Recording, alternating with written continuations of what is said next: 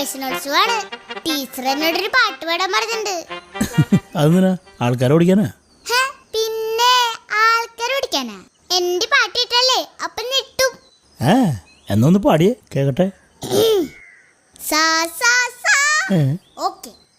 പടകാളി ചണ്ടിക്കുണ്ടി പിണ്ടിക്കണ്ടി കുണ്ടിക്കണ്ടി പടകാളി തിരികെടുത്തോം. ഒന്നുകൂടി പാടിയേ. ഇഷ്ടായല്ലേ കള്ളൻ? ശ്രദ്ധിച്ചേട്ടോട്ടാ.